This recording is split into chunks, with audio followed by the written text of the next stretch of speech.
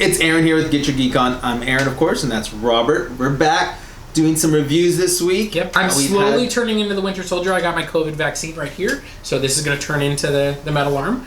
And Who's missing their right arm? Because I got it in my right arm. Is Luke Skywalker? A lot of Star Wars characters. Anakin. So I'm becoming Vader. Cool. I'm okay with that. I can live with that. Yeah. That means you can push me in fire. You have the beard already for Obi. Oh yeah. So you're gonna push that could work for me. Well, I didn't. I didn't really push him into fire. I chopped his limbs off as he flew towards the lava. I was like, sorry that I left him there to die screaming in pain. You could have pulled me out. Well, he could have pulled him out, or he could have put him out of his misery. Like, you give the mercy kill at that point. He's literally on fire, screaming, missing 3 limbs. He thinks he's going to die, but he just leaves him to die instead of mercy killing him. You're like my brother. Bye. You didn't like your other brothers, did you? Nah. No, I killed all of them, too. That's terrible. Right off the track, we're already derailed.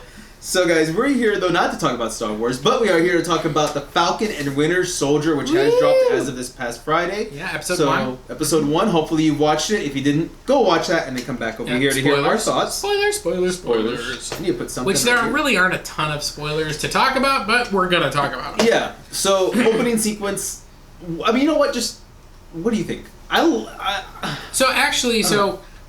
Number one, and if you watched our WandaVision recaps, you're going to be very familiar with my stance on this. They should have given us all of these episodes. This one I agree with you 100%. Because this is such a setup episode. Like, we get no payoff of anything. Nope. We get a couple of action set beats. I mean, it plays like the opening act of a movie. And it really does. That's fine, but then give me the rest of the movie. Exactly. So, I liked it. I'm looking forward to more. I want to see what they pay off. But in a show called The Falcon and Winter Soldier, we never get the Falcon and Winter Soldier together. No. We're seeing their 2 separate storylines as they're clearly building towards meeting. Yeah.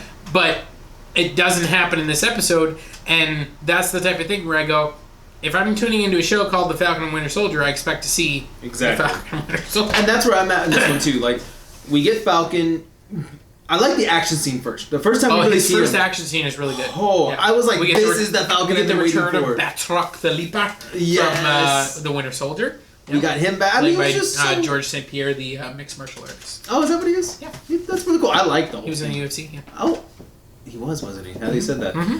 I love the whole scene because we finally got to see Falcon at his best. Yeah, flying he looks around. like an Avenger. Yeah, like, not just the side guy to Captain America anymore. Mm-hmm. Now you stepped up, you're on the mantle. You're doing this. At the same time, though, we see him confused about the shield, what he wants to do with it, how he misses his best friend. So before we get into that, I want keeping on the action sequence. I want to ask you this question because it came up to me. I was thinking about it. Yeah. So is Red Wing an artificial intelligence? Because he kind of seems to operate independently, taking orders from from Falcon, but. He's doing things without Falcon directly controlling him. So it's like he like a Jarvis type I would assume so. Yeah. Because in the comics, it's an actual bird. Yeah, it's an actual Falcon. So I'm guessing that they're trying to give it a mind of its own still. So that would make sense if it is an artificial intelligence. What's his face? The lieutenant kind of comments that it has 1 billion IPs. It's Stark Tech, and he comments that this is really sophisticated. I wonder if we'll ever get a conversation between Falcon and Red Wing. That would be kind of cool. I would like to see them on almost like an AI talking to him. Yeah, like obviously Stark had with Jarvis, and then Friday, and Spider-Man had with. I don't remember. Evie? No, that wasn't it. I don't remember. Eden. No. Wasn't it Eden? Edith was the glasses. Oh. But I'm talking about in his first movie when he had the voice in the suit. Yeah, I don't remember what he called her. He didn't call him, I don't think he called her anything. He called her suit lady. No, he did. He called her suit lady, and then he gave her a name. And at first he was going to call her after his Liz. And he's like, oh no, that's weird. Yeah, and he gave her a different name, but I don't remember. That's right. Anyways, so just wondering if we'll ever get anything like that. I hope we get something. It'd be kind of cool. But sticking to the action scene, the action was really good. Yep. I love that whole action scene. But then I love how we come back to Earth and we kind of see him talking and we get the guy thanking him for bringing back his wife from the blip. Yeah. Because this is only a few months later, too. It's about 6 months later, so this is post-WandaVision, pre-Spider-Man Far From Home, because that's 8 months after the blip. Oh, okay. And so We think it's been about 6 months. He says he's been working with the Air Force for 6 months, so we don't know how quickly. So we also know we don't know how quickly he started working with the Air Force, but obviously it seems like Rhodey got him that gig. Well, so that's why we get a Rhodey in this because he's in the Air Force. That was cool that we got Rhodey. I'm glad we got to see him again. That's cool. Here's what I don't get though. We saw in Captain America: Winter Soldier. Yeah. He is part of the Air Force at that point. He comments. No, he's retired. I thought he was still part of it. No. Like he works for the VA. In that movie. That's right. Okay. Yeah. Mm-hmm. You're right. I am sorry. That confused me for a minute, but now you cleared that up. Yep. I completely forgot. Okay, so like you said, he's working. He has general contracts. He says with the military or the Air Force. Mm-hmm. He obviously is working with them pretty closely, as we see the lieutenant working with him, and they're talking. And I like Torres. I thought he was really good. You know, the action scene was really good, but then we get him. I like that we get the home scene where he's looking at the shield. He's conflicted about what to do. It looks like. Yeah, he's clearly. I mean, and we saw this in Endgame. When Steve first handed him the shield, he commented like, "It doesn't feel like it's mine." Like he's clearly uncomfortable with this legacy and feeling like. Probably like he hasn't earned the right to carry the shield. And I think that's really something we're going to explore in this series. Which I hope we do. Is, you know, what is going to drive him to feeling like he's earned the right to carry that shield? Because I think by the end of the series, we will have that. We will have that. Yeah. And I think I do like that because we do get the family side of him trying to go back to his sister and like wanting to get the loan and the boat. By the way, it's basically just a running gag in the comics that he has a sister who has kids so that they can call him Uncle Sam. Like that's literally that is true. They're not real characters. It's just so that you can call him Uncle Sam. So the fact that we got that in this episode, I was like, it's Uncle Sam. Yeah, I want you. You did it. Like, we see what you did there. That's good. And I do like it though that we got the family scene, that we get the financial side of it. You know, the house is, she's losing the house, she's losing the boat, which he owns half. Yep. And as we're doing that, I like that we switched to Bucky. Yes. And I like that we're now seeing Bucky trying to reintegrate with society. Well, and I'm gonna throw this out there, and I'm gonna tell you right now, as much as I like the Falcon stuff, the Winter Soldier stuff in this episode absolutely blew it. Oh, I loved it. It was so good. Like this was my part of the episode that I loved everything with. I think I agree with you on that, because I also want to know how many of our own soldiers also go through PTSD, because that's technically what he's going through. Oh, 100%. And it's not just, I served in 10 years. No, I was an assassin for like 90 years almost. Give or take. Yeah. And they say that, and I'm like, well, technically it's not 90, but it's like, okay, I think he's you know, he says he's 106. He says. I think. Which I'm like, that would put, that and possible? So like the timeline of this is 2023. Yes. So he was that means he was born in 1917. 1917, yes. Which is canonically correct with. Yeah. Him and Steve Rogers, joining, and everything. But also he was blipped away for 5 years, because, so he's one of the ones that, but both him and Falcon were blipped away. Mm-hmm. So we're exploring characters, just like in WandaVision, Wanda was blipped away. Yeah. We're exploring characters who didn't experience the blip. Right. And now they're reintegrating into the world with the blip. We see that Bucky... he's in therapy, which is part of his pardon deal. They say, which I'm glad they comment. Yeah, so he's been pardoned for his past crimes. Clearly, we know that he's based on the events of I think Infinity War. Like he got his brain back. He's no longer brainwashed, and we get to see him still haunted by everything that he did. Which we get the nightmare that he has. And in Civil War, he even commented.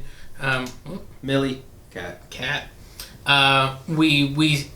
Tony Stark, when they're fighting, he's like, do you even remember them? And he's like, I remember everything. And so even though he, was under mind control and forced to do these things, it didn't affect his memory of doing them. And so, we see his flashback of him, murdering this group of whatever they are, and then he has to kill an innocent bystander who has witnessed it. Yeah. And... when they tie that back in with his story of, Yuri, man, that hit. That was so tough. Hit. I was like, no. Oh man, when he's, first Yuri started talking about it at the bar, where he's like, my son that got killed, and you could just see, and you're like, oh no.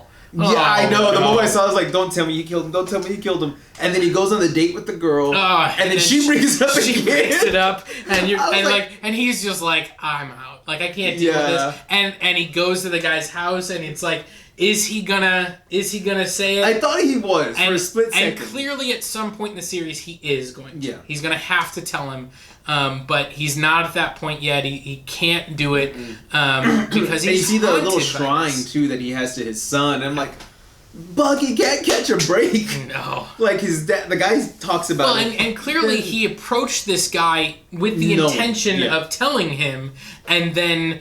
As he got to know him, he's built this connection, and it's just way too hard for him. Obviously, we see him make amends with someone else who was Hydra, who was evil. Yeah. Like that, he can do. He can be like, I'll take care of this. I'm James Bucky Barnes. I was the Winter Soldier, and I'm making amends. And he just gives that weird, awkward smile, and then just walks away. Yeah, and then she gets arrested. And I like his 3 rules that he's supposed to follow. He breaks all of them. Which is nothing illegal. Nothing illegal. Right. Hijack the car. Nobody gets hurt. I think he killed that assassin in the car. I don't think he killed him. I think he punched him with his metal arm. I think he fractured some bones. Maybe fractured his skull. And then the third one is that he has to reveal that he used to be the Winter Soldier and no longer is. So he did follow that one. He did follow that one perfectly. He followed that rule. But I do like his 3 rules. I like everything that he's dealing with, and I really actually I hope that girl that he went on the date with, I hope she becomes a recurring character because I liked the two of them. I actually liked them together. She was cute. I was like, oh, I like this. Like, come on, Bucky, you can go on an actual date and be with a girl, and you're gonna have to tell her at some point that you were an assassin for 70 years. But maybe not on a first date. That might be third date material. When he said he was 106, he wasn't playing. Right. He really is 106 years old. She's like, haha, that's funny, and he's like. Yeah. And I did like how he was trying to hide the fact he has his hands. He's like, I have bad circulation. Bad circulation. Because they're in gloves. Because obviously he's hiding the arm in one of them. Yeah. So it's like, oh yeah. Like you do have to make up an excuse for that. So that was funny. Yeah. And so I did like that. And then we jump back to Falcon, and Falcon tries to get a loan, the SBA loan. Yeah. The guy at the bank is like, oh, it's the Falcon. Once he realizes it's him, takes a little selfie and. Denies him. You're denied. Yeah, and then he asks him again, can I get like a selfie with you? And clearly they're playing on, like his sister was reluctant to do this. She's already like, it's not going to work. They're not going to give us the loan, blah, blah, blah. And she, and I'm not trying to make a statement. The show is making a statement. She clearly believes it is racially motivated why they're not getting a loan. The guy even... says at one point, like, everybody's applying for these types of loans and, we can't approve them all. And she's like, yeah, we're the people you can't approve, right? Things always tighten up around us. Yeah. Is what she says. And I do like that line. I think it's a good line for this, like you said, the segue of, is it a racial thing? And I think this show, clearly it's directed by a black woman, and I don't have her name in front of me. No, I don't She directed all, I think it's Carrie Skoglund, I believe is the name. So if I'm wrong, I'm sorry. But we don't say names. Well, I do. I don't. But she is, she's a black woman. She's directed all these. There's been plenty of interviews. Is she directed for all of them? Mm-hmm. Oh, wow. Okay. For all of the Falcon and Winter Soldier, yes. Well, yeah, that's what I'm sorry. And they've talked about this show is going to confront a lot of racist things, like, and we see by the end of the episode clearly the government did not want Sam as Captain America. They've chosen another Captain America who's a good old country white boy and very square. Yeah, and so clearly they are going to touch on these themes of what does it mean to be black in America? What does it mean to be a famous black superhero? I liked that we got, that scene of Don Cheadle and Anthony Mackie as really our only 2 black, main superheroes. Certainly they were, both Avengers. And so getting the 2 of them to share a scene in a meaningful way, I don't think we'd really ever seen that before. Really, I don't think they have really talked. In Civil War, they were kind of at odds, and they even, kind of came at one another at one point because of the Sokovia Accords. And so, this is kind of the first time where they're, what's his name? Rhodey is basically like, why didn't you take up the shield, bro? You should have. He calls him out. You do it. Yeah. And now, I want to touch on this real quick because we get they're calling him Captain America, but in the end, he's actually going to be U.S. agent, probably. Yeah, and in the comics, when he had the shield, he was Captain America. So he's, he turned into U.S. agent, and I think he was a different character before he got the shield. He might have been. I don't know. He was like he was like a he was like a straight up villain, and then he turned into Captain America because he was a Captain America that the government could control. Yeah. Because he has a serum. Whereas Steve was like, heck no. Exactly. And then eventually, then after he lost the shield, he becomes a U.S. agent. Yeah. I want to comment. So, Kurt Russell played Ego. Yep. This is Wyatt Russell. Does that mean that Ego has 2 sons now? I think that means that they chose the actor they thought was the best for this character, and it just happened to be Kurt Russell's son, Wyatt Russell. And you know what, though? I will give him this. He has like a square face, but to me, that's still kind of the American kind of look to him. Sure. And he did look like, I'm not going to say he looks like Chris Evans, because he doesn't. No. Chris Evans still had that strong chin, and this guy just has that same strong, like, squarish kind of chin, very generic looking almost, maybe because of the helmet they put on him. Very white bread. Yeah, very much like you say, the country, almost Superman-ish. You know, I come from the country, small little town in the country here. This is where I'm from, and that's kind of the feel I got. Just looking at that little mark, I think that hit perfectly. I think they showed off the U.S. agent or Captain America perfectly. Yeah, I thought... As this goes, and I already said I wish they dropped it all at once. Agreed. They chose a good point for this episode to end. It did. Like, that was like, oh, that's a good stinger. Oh, and Falcon is watching this whole thing to go unfold. Yeah. And you could tell he's torn about that. He's really, really torn. I wouldn't even say he's torn. I think he's pissed. You think I thought he was more torn. No, I think he's... Because, again, he feels like that shield is Steve's. And Steve is the only person that has earned the right to carry that shield. And so not only does he personally feel like he shouldn't be carrying it, but I think he feels no one should be carrying it. Interesting. See, and this is my take, and I also want down below, let us know what you think. I thought he was torn, not for like any other reason except not that maybe he wants it, but like almost like you said, he doesn't know if anyone should have it. And that's why I don't feel like he's angry. I feel like that's more torn. Like, maybe I should have taken the shield. Maybe if anyone should have done it, it should have been me. And you know what? But they want this guy because he doesn't want to fight the government either. He doesn't want to go against it because he's already done it once essentially, and it failed. So I don't think he's going to want to do it again. He didn't fail. He got to hang out with Captain America and Black Widow. He was also in the cube Wanda, in the middle of the ocean. Yeah, but Captain America sprung him right away. Which we still don't know how he did that. Like, he just showed up and did it. He's Captain America. He just walked in and he was just like, everyone's free, right? Yeah, here you go. Like, unlock. But, like, yeah, like, I don't... Martian Manhunter just shows up. That's a different review. Go check that one out. But I feel it was more torn. But again, like, in the end, we got to see a little of each of them, what they're going through right now in life, and how they're dealing with a post-apocalyptic, or a post-blip event. How do we reintegrate to society? And I like the way they talk about the world that, you know, like, and you know, they set up our big group of villains, the Flag Smashers. Oh, we haven't touched that yet. Who think that, you know, the world was better during the blip because, and there's been interviews where they've talked about, you know, what would it have been like if half the population left?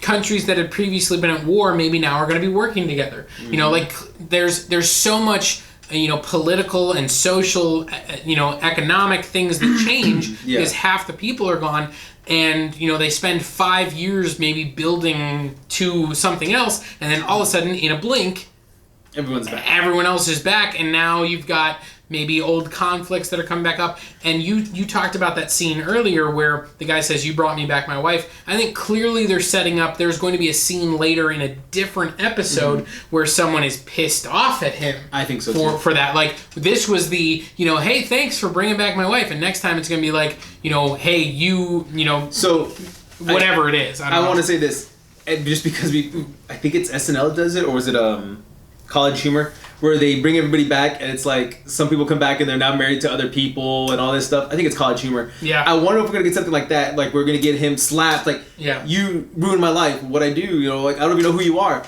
Well, you brought my husband back. Well, aren't you happy? I was remarried or something. Yeah. Oh. Well, like, and we played that kind of for laughs in Spider-Man Far From Home because we had Aunt May show up in her old apartment and other people were living there. And then we also had the one teacher saying, like, my wife pretended to be blipped away and she ran off with a different guy. Like, so it was played for laughs. Exactly. But I want to see the serious side of it. Yeah, I mean, like, and I think this show clearly is going to hit on those things. Yeah, I think it's College Humor where even one guy blips back and then, like, the new boyfriend kills him. He's like, yeah, I stopped the intruder. That's my husband. You said he disappeared 5 years ago. It's like, oh, well, that's a good point. Like, this guy just shows up and you're defending your home. But yeah, I don't know how, but I don't know if they're going to do it, but I hope to see that. But I do want to say this. So like you said, we get the terrorist group. Lieutenant Torres is looking into it. Falcon tells him, hey, keep an eye on him. He goes and he puts the mask on and he joins the little... They get like this little almost invite, essentially, if you can find it. Yeah, it's like a flash mob kind of thing. Yeah, and they show up and he's like, what are we supposed to do? And you see... I guess it means run, right? Whatever, because it says Reen. I think it reads something. Yeah, I don't know. I don't know what language it is, but I'm guessing it means run because all of a sudden they all start running around. Yeah. So we get this little flash mob. You see 2 cases jump out with this guy. Yeah. And he's just walking through, hands the cases off. By the way, clearly he's not the leader of this group. No. The person handing out the masks is played by a character that was in, or an actress who was in the Solo Star Wars movie. She was Enfys Nest. She was the other, the leader of the other heist group that ended up working for like the rebellion. She's that actress. Clearly, she's the leader of the Flag Smashers. We know that their agenda again is to kind of, remove borders from the world. Like the world is better when and this is what I like is because there are merits to that idea. There's merits to saying we shouldn't be at odds because of a line somebody drew on a map. Like that doesn't make any sense. And so there's merits to their thought process, and it's more villains like a Killmonger or even a Thanos, where it's like you can understand their perspective. And I do like this. So we see the flash mob. Well, I'm going to call them flash mob for right now. Yeah. They're all running around because they're obviously not part of. They're not actually with the group, but they're helping the group. They're still in. They like the vision. Exactly. Yeah. So I like that we see them all. Not like vision. Like but maybe they lost Paul Bettany vision. Maybe they lost their vision. Like Daredevil? Maybe. Oh yeah. They didn't have the right vision. Or Wanda. She also lost her vision. Anyone wears red is going to lose your vision. Oh man. So we got some problems in a little bit. Look out! There's a lot of characters that wear red. So. Falcon, be careful. Yeah. So true. We see them all running around, and I like that we get the big brawly guy. Who just beats the crap out of Torres. He does. But before that, and this is what I kind of like and why I think they're going to get sympathizers. He hands the money off, right, to these 2 random chicks. They look like women to me, so I'm assuming they're chicks. Hands it off to them, they run off, and he's walking, and he sees one of these flash mob guys getting detained by an officer, and this is how I think villains could work properly, and he does it. Not does he just leave him alone like, oh, it's just a pawn, whatever. He knocks the shit out of that officer, and he has super strength. Well, he sure does. Because he just throws one kick, and that cop goes flying off into the building almost. And he's wearing a mask, so we don't know who he is. Not yet. Could it be U.S. agent or somebody else who is in a similar program where they got this serum? It's very convenient that they're introducing a new Captain America at the same time that there's this super powered villain over here. Yeah. And it's very is there somebody maybe behind this organization? Exactly. Well, and I like how you say that, because when Torres tells Falcon about the Flag Smashers and he's like, oh, they make stupid names for themselves, and he's like, well, wait till you hear some of the other names, or he makes a comment about other names. So they already set up that there's other terrorist groups. Does that mean that's AIM? Advanced Independent, whatever. Advanced Idea Mechanics. Yeah. So, I mean, is he talking about them? Which we got in Iron Man 3. AIM is canonically which they haven't touched on yet. Not since. They haven't touched it. Since. We know the 10 rings are going to come out in a couple, a few months, right? Shang-Chi, which I think is... Yeah, is it still on track? I think it's supposed to be like July or something this year. So I mean, could be talking about them. Who knows? But I like that he's commented that there are other terrorist groups. So we know there's other evil. But we know Baron Zemo is coming back in this show, and he's going to be certainly a villain of the show. So I'm curious, is he in charge? Connected with the Flag Smashers, or is he I mean, and that would kind of fit his mission. I mean, in Civil War, he talked about wanting to destroy the Avengers. He wanted to destroy, he's not a fan of these, groups of people or things that are, they're ruining the rest of the world for us regular people. And he's going to stand. I could see him being that way. Yeah, it could fit. He could fit in with the Flag Smashers. Doctor Doom. It's not Doctor Doom. It's not Doctor Doom. This isn't WandaVision. It's no Mephisto. Stop it. Stop it. Just stop it. But Doctor Doom wants to have Latveria. Just stop it. He wants to create Latveria. Just stop Latveria. He's going to just show up. Yeah, that's the opposite of what the Flag Smashers want to do. No, they're going to create Latveria, and then it's going to become a united world under Latveria. Just stop it. There's no Doctor Doom in this show. We're not getting a cameo of Reed Richards. There's no Doctor Doom. There's no Mephisto. Spoiler alerts for WandaVision. There's none of that. The cicada was nothing. There's none of that in this show. The bunny's nothing. All right? We're not getting it. We're probably not getting mutants. There's no Wolverine showing up in this show. All right? Wait. Will we get Quicksilver? Just stop it. Just stop it. Just stop it. I think I hit a nerve, guys. Just stop it. All right. So Dr. Doom's not showing up, he's saying. No. But, I mean, yeah, I think it would be connected to Baron. But I do like that we see him beat that officer up. Torres confronts him, and he one-handed takes down Torres like Flips nothing. Him, and then just, like, kicks him in the face. And I like that. And then, again, I like how we're commenting on the strength. He even says, oh, yeah, I got a broken orbital. And I'm like, oh, like, dang. Yeah. The skull is one of the strongest bones in your body, and that dude just was one foot stomp. Boom. Curb stomped him like nothing. Yes, so I like that we show that whoever this is super strong. Yep. Falcon still wants to keep an eye out, see what's going on. Torres wants, obviously... Torres makes him aware of it, so this is... we do know that at one point the therapist called out that Bucky was receiving texts from Sam that he has been ignoring. Yeah. So clearly Sam has been, they have their connection from, Winter Soldier and he's trying, Civil War at least, and those types of things. And I think that's going to be good. I think this is what you need from Falcon, Anthony Mackie, is that he is very... Not bubbly, but he tries to be... Look at the good side of life. Oh yeah. And then we got Bucky, who's just like, the world sucks. Give me a beer. And you think about how we were introduced to Falcon. He was helping veterans with PTSD in Winter Soldier. And so, who is Bucky? He's a veteran with PTSD. Lots of PTSD. So their dynamic, I think, is as ready. Much as they have the personal connection already of being, Captain America's two best friends, and now you have that mentality of, Falcon, who also lost his wingman, and now they've both, lost, Captain America, whatever, and they have maybe a lot of personal guilt or other things, but. Falcon has, Sam Wilson has made choices and has grounded himself and has been able to move forward and move past some of the things that maybe he has done or some of the guilt that he has. Yeah. And clearly Bucky isn't there yet. Yeah. And he even comments in this, like he had a brief rest in Wakanda, but, it's just been one fight after another for 90 years is what he says. Which again, the timeline, whether you want to say you've been fighting exactly since you were 16, but that doesn't make sense because you joined the military at 47. Maybe the fights were just at school. Okay, maybe there's a big bully.